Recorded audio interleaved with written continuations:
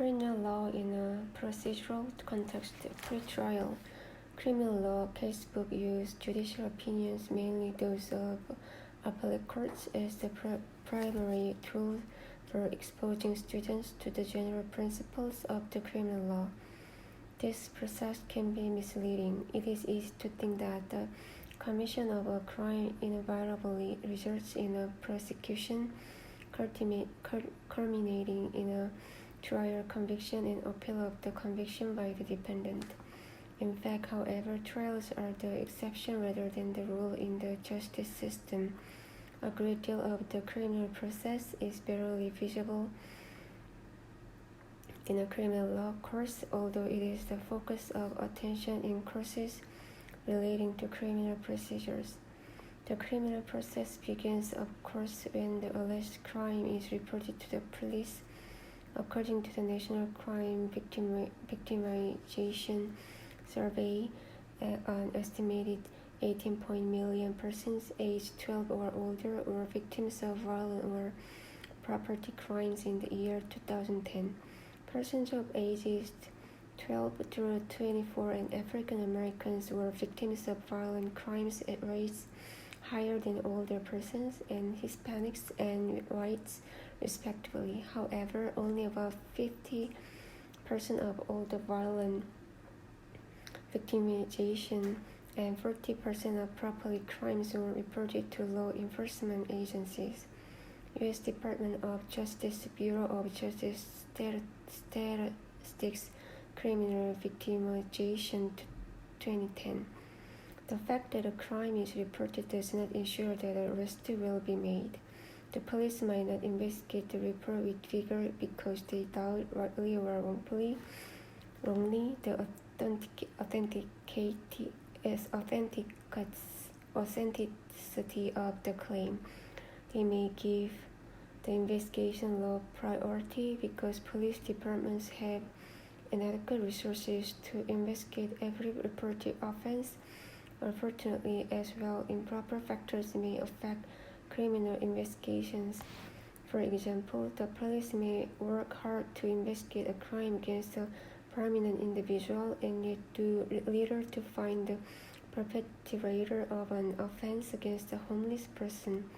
At times, some police departments have been accused of treating black-on-black crime, where the probable perpetrator and the victim African American less seriously than offenses involving the white victims, and until relatively recently, some police departments treated domestic violence as more of a family matter than a public offense.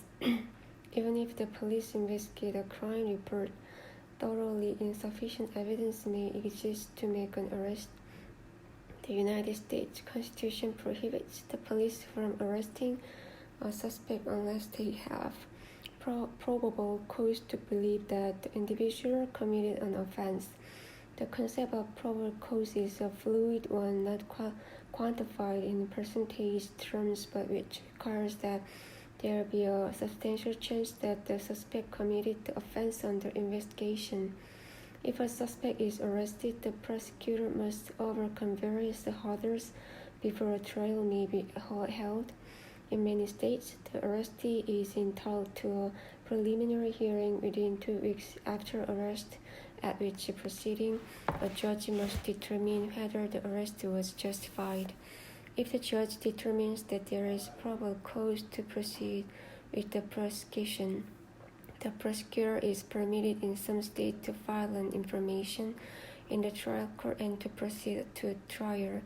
An information is a document that sets out the formal charges against the accused and the basic facts relating to them.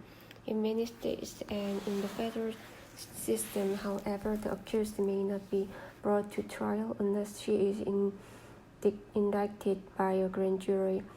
A grand jury consists of a lay member of the community who consider evidence presented to them by a prosecutor, after which they deliberate privately and determine whether adequate evidence exists to prosecute the accused.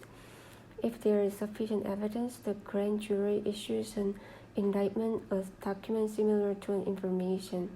Even if an indictment is issued or an information is filed, a trial might still not be held. First, the accused is entitled to make various pretrial motions, which, if successful, sometimes require the dismissal of charges. For example, if evidence to be used by the government was secured in violation of the Constitution, it may not be introduced at trial. On occasion, suppression of such evidence so weakens the prosecutor's case that charges must be dismissed. Far more often, a defendant may plead guilty rather than proceed to trial. Nearly always, a guilty plea is the result of bargaining between the prosecutor and the defendant's lawyer. Typically, in exchange for a guilty plea, a prosecutor agrees to dismiss certain charges, reduce the severity of a charge, or agrees to recommend a more lenient sentence upon conviction. Guilty plea rates vary by jurisdiction, by offense, and by year, but the conviction rate obtained by guilty pleas typically nears or exceeds 90%. Thus, in short, many crimes go unreported. Many reported crimes do not result in arrest, and where arrests occur, the great majority of prosecutions are disposed of prior to trial, largely by guilty pleas.